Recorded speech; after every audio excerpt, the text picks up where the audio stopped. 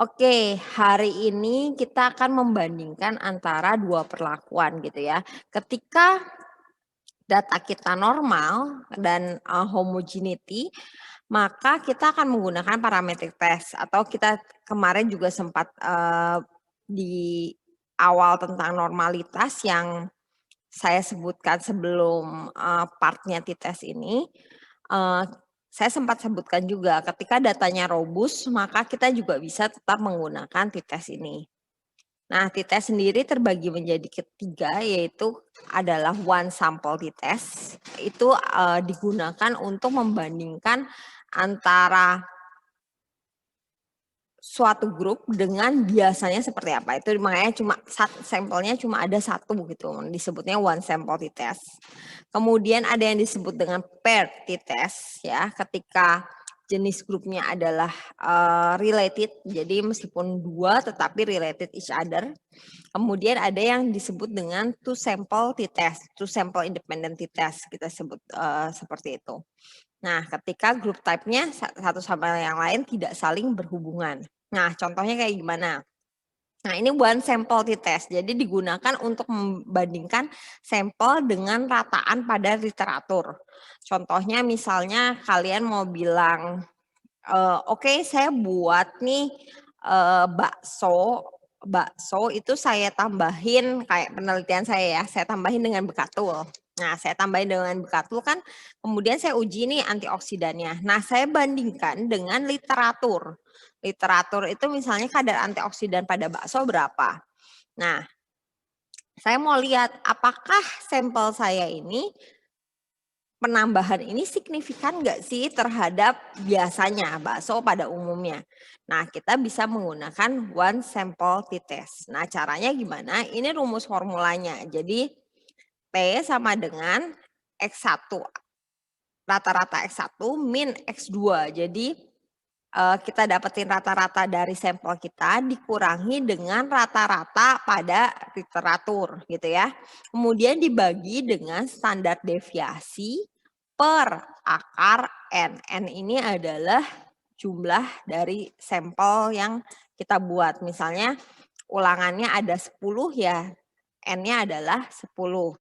Nah, ini adalah T-table-nya gitu ya, T-table-nya karena ini adalah one tail jadi, the right tail aja.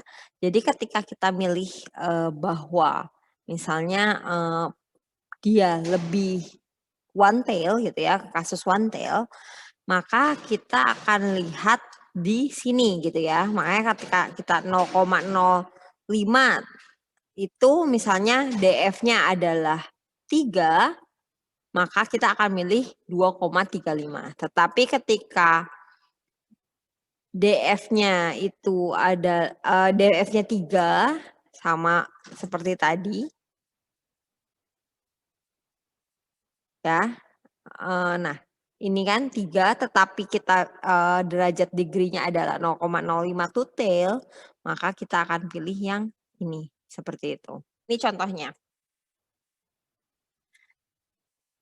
Jadi di sini disebutkan bahwa varietas jeruk baru diklaim memiliki kadar vitamin C lebih tinggi daripada varietas umumnya.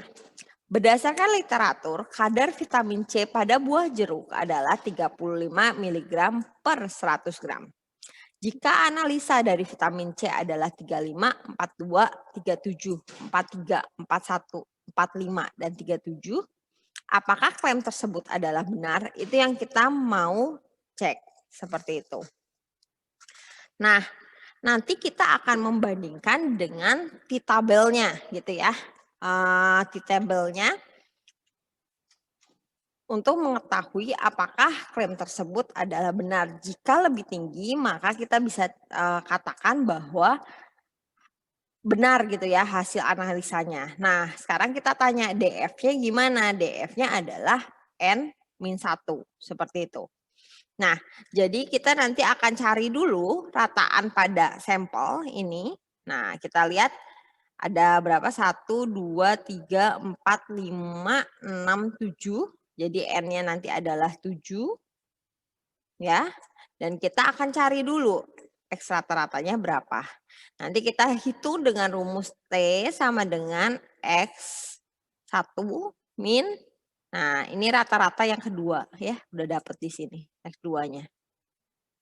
X2-nya dibagi dengan standar deviasi dari ini, ya kita cari ini STDev-nya berapa, standar deviasinya berapa, dibagi dengan akar N.